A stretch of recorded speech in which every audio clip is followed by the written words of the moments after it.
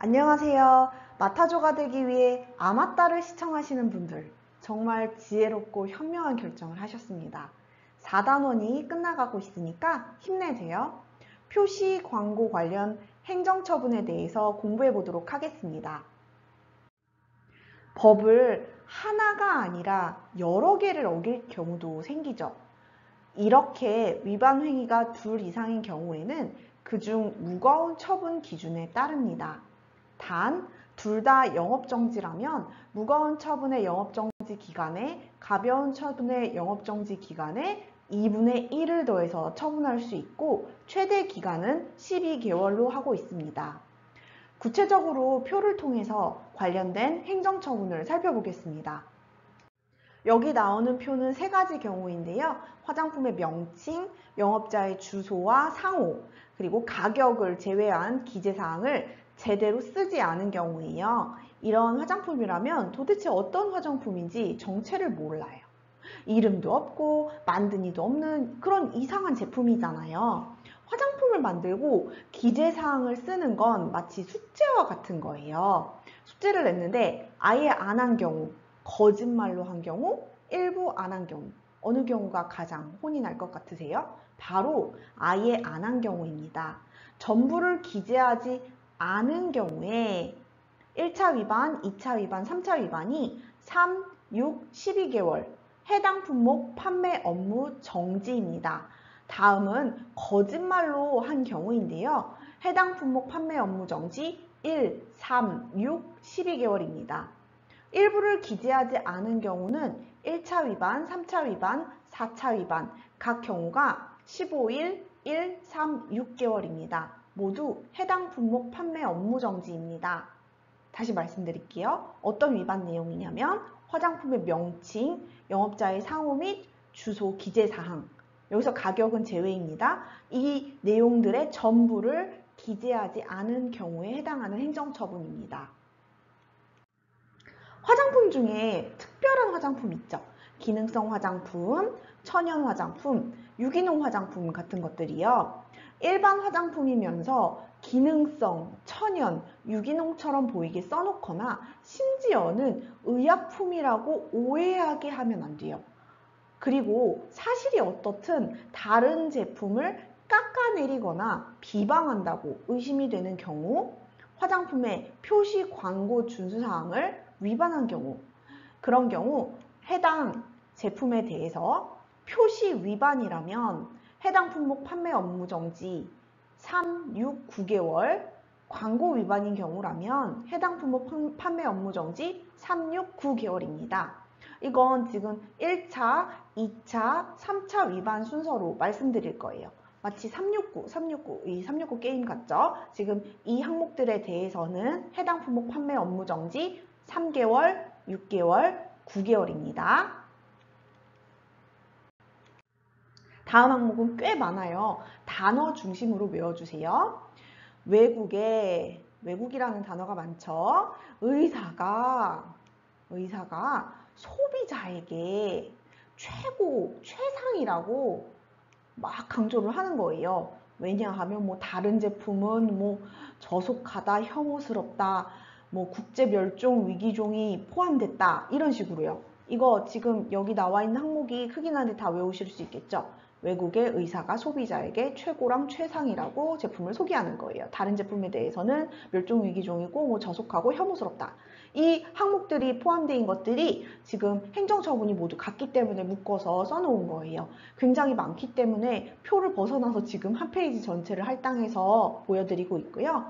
뭐 읽어드리자면 뭐 의사, 치과의사, 한의사, 약사, 의료기관 또는 그 밖의 자가 이를 지정, 공인, 추천, 지도, 연구, 개발 또는 사용하고 있다는 내용이나 이를 암시하는 등의 경우, 다만 인체적용 시험 결과가 관련 학회 발표 등을 통하여 공인된 경우에는 그 범위에서 관련 문헌을 인용 가능.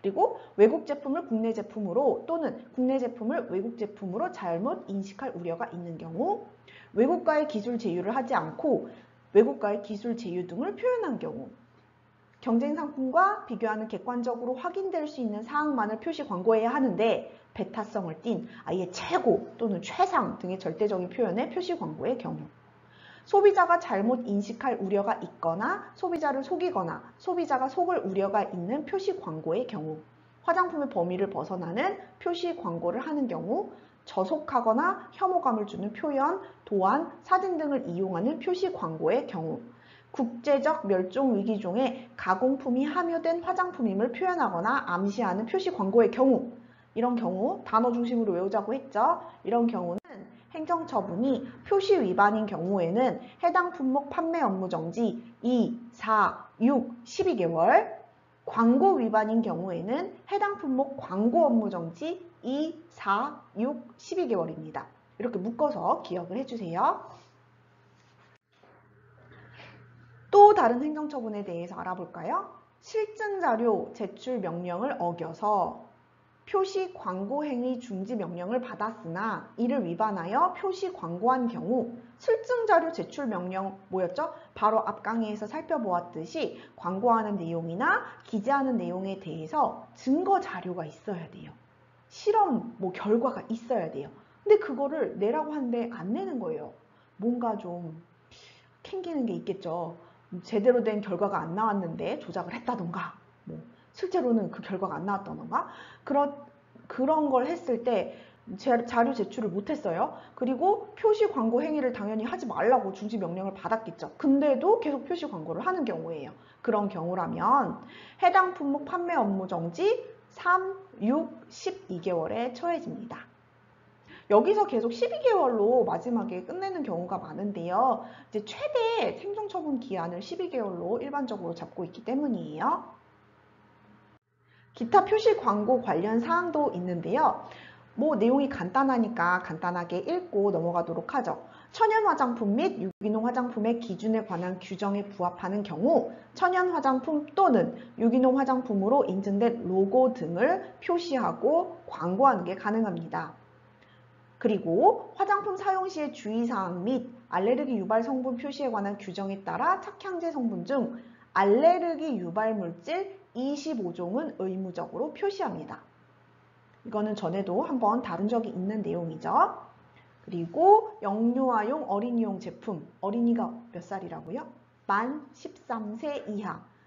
그런 경우는 보존제 함량을 의무적으로 표시를 하고요. 또 표시 광고를 할 때는 영유아용이다, 어린이용 제품이다 라고 표시 광고를 할 경우에는 안전성 자료 작성 보관 의무가 있습니다. 안전성 자료예요. 안전성 자료. 안전기준 주요 사항인데요. 맞춤형 화장품 판매장을 새로 만들어요. 신설하고 기구를 또 정기적으로 점검을 또 해야죠. 그러면서 보건위생상 위해가 당연히 없도록 관리를 해야 합니다. 이런 거를 시험에서 물어보진 않겠죠. 너무 쉽죠. 맛화조의 핵심인 혼합 소분 안전관리 기준. 이런 내용에 대해서는 객관식으로 출제될 가능성이 높기 때문에 잘 알아두세요. 맞춤형 화장품 조제에 사용하는 내용물 및 원료의 혼합 소분 범위에 대해서 사전에 품질도 확보해야 하고요. 안전성도 확보를 해야 합니다. 그리고 내용물과 원료를 공급하는 화장품 책임 판매업자가 혼합과 소분의 범위를 검토해서 정하고 있는 경우라면 그 범위 내에서 혼합하거나 소분을 해야 해요. 이미 정해진 걸 벗어나지 마라 이 뜻이죠. 혼합 소분에 사용되는 내용물 및 원료는 화장품법 제8조의 화장품 안전 기준 등에 적합한 것을 확인하여 사용합니다. 그리고 중요한 거, 혼합 소분 전에는 손을 소독하거나 세정을 해야 돼요. 단 혼합 소분을 할 때 일회용 장갑을 착용을 했다면 우리 손이 직접 제품에 닿는 게 아니니까 그런 경우는 소독과 세정을 생략할 수 있습니다. 그리고 맞춤형 화장품이라서 딱히 그런 건 아니지만 우리가 뭔가 제품을 담을 때는 항상 그 포장 용기의 오염 여부를 확인해야 돼요. 혼합 소분에 사용되는 장비, 기구 등은 사용 전에 그 위생 상태를 점검하고 사용 후에는 오염이 없도록 세척합니다. 일반적인 화장품을 제조할 때도 기구나 설비에 대해서 위생 관리를 하잖아요. 그런 내용과 거의 동일합니다. 또 혼합 소분 전에 내용물 및 원료의 사용 기한, 개봉 후 사용 기간을 확인하고 사용 기한이나 개봉 후 사용 기간이 지난 것은 사용하지 않습니다. 혼합 소분에 사용되는 내용물의 사용기한이나 개봉 후 사용기간을 초과하여 맞춤형 화장품의 사용기한, 개봉 후 사용기간도 정하지 않습니다. 맞춤형 화장품 조제에 사용하고 남은 내용물이나 원료는 밀폐를 위한 마개를 사용하는 등 비의도적인 오염을 방지하고요. 보관 환경에서 오염되면 안 된다는 거예요. 일부러 넣지 않아도 오염이 되는 수가 있잖아요. 소비자의 피부 상태나 선호도 등을 확인하지 않고 맞춤형 화장품을 미리 혼합 소분하여 보관하거나 판매하지 않습니다. 여기 보시면 일반적인 화장품에도 적용되는 내용들이 상당히 많아요. 그래서 뭔가 전에 들었던 강의를 똑같이 또 듣는 것 같은데 라는 느낌을 받으실 수 있는데요. 여기 보면은 마지막에 별 붙인 거 보이죠? 맞춤형 화장품은 미리 혼합 소분하여 보관하거나 판매하지 않는다. 이거는 이제 맞춤형 화장품에 대해서만 나오는 내용이잖아요. 이런 내용은 더 유심히 주의 깊이 봐두세요. 최종 혼합 소분된 맞춤형 화장품은 당연히 유통되는 화장품이기 때문에 유통 화장품의 안전관리 기준을 준수해야 합니다. 특히 판매장에서 제공되는 맞춤형 화장품에 대한 미생물 오염 관리를 철저히 합니다. 예시로 주기적 미생물 샘플링 검사를 하는 거죠. 맞춤형 화장품 판매 내역서를 작성하고 보관하는데요. 이때는 전자문서로 된 판매 내역도 포함해요. 요새 누가 아날로그로 많이 적고 이렇지 않죠. 그리고 분실의 위험도 있고요. 전자문서로 해서 백업도 해놓고 그런 안전장치를 해서 보관을 합니다. 그래서 이런 판매 내역서에는 들어가야 될 내용이 제조번호, 맞춤형 화장품의 경우 식별번호를 제조번호를 하죠. 그리고 사용기한 또는 개봉 후 사용기간, 판매일자, 판매량이 들어갑니다. 여기 맞춤형 화장품 판매 내역서에 들어가는 3가지 사항 외워주세요. 원료 및 내용물의 입고, 사용, 폐기 내역 등에 대해서 기록하고 관리하고요. 맞춤형 화장품 판매 시 다음의 사항을 소비자에게 설명합니다.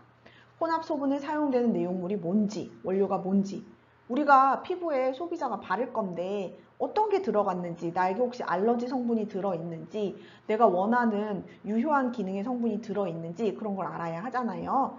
그러니까 그런 내용들을 자세히 설명을 해드려야 합니다. 그리고 맞춤형 화장품 사용 시 주의사항 이런 것들도 소비자에게 설명을 합니다. 맞춤형 화장품 사용과 관련된 부작용이 발생했다. 그럴 때는 어떡하죠? 다른 화장품이랑 똑같아요. 지체 없이 식품의약품안전처장에게 보고합니다. 그렇다면 일반 화장품과 거의 내용이 비슷하죠. 지금 내용이 이렇게 흘러왔어요. 맞춤형 화장품만의 장점이 뭘까요? 맞춤형 화장품의 장점입니다. 개인의 가치가 강조되는 이런 사회, 문화적, 환경 변화에 따라 사용자의 다양한 소비 욕구를 충족시킵니다.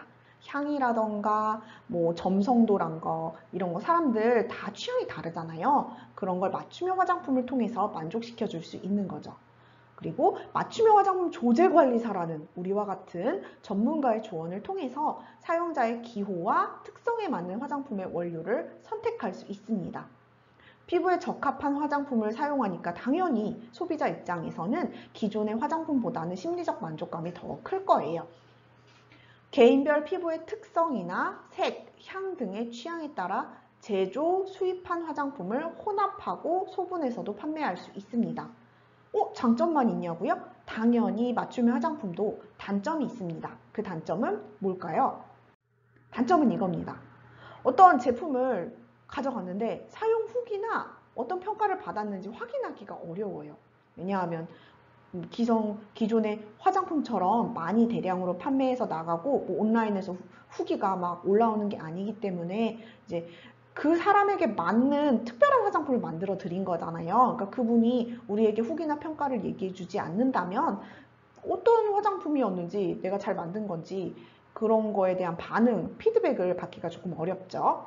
그리고 혼합 조건에 따라서 제품의 안정성이 변화될 수 있습니다. 이게 제일 큰 문제인데요. 맞춤형 화장품이 안정성 문제가 있어요. 그래서 섞을 거나 분리되는 거에 대해서 좀 많이들 고민들을 하고 계시더라고요. 앞으로 어떻게 흘러가야 될지 저도 궁금하네요. 자, 여기까지 우리 맞춤형 화장품에 관한 뭐 혼합 소분에 관한 위생 기준도 조금 봤고요. 그리고 표시 사항에 대한 거, 행정 처분에 대한 거, 그리고 맞춤형 화장품의 장점, 단점에 걸쳐서 같이 살펴보았는데요. 어떠셨나요? 내용이 뭐 쏙 어렵지 않았죠. 그 이유는 맞춤형 화장품도 우리가 흔히 보고 있는 일반 화장품의 일부의 범주에 속하기 때문에 내용들이 거의 다 비슷하게 공통적으로 들어가는 거예요. 그래서 4단원은 새롭게 배우시는 내용보다는 복습과 겹치는 중복되는 내용이 많기 때문에 잘 쉽게 가실 수 있을 거라고 생각합니다. 그러면 맞춤형 화장품 조제관리사가 되는 그날까지 아마따랑 꼭 함께 해주세요. 오늘도 즐겁고 행복한 하루 보내시기 바랍니다.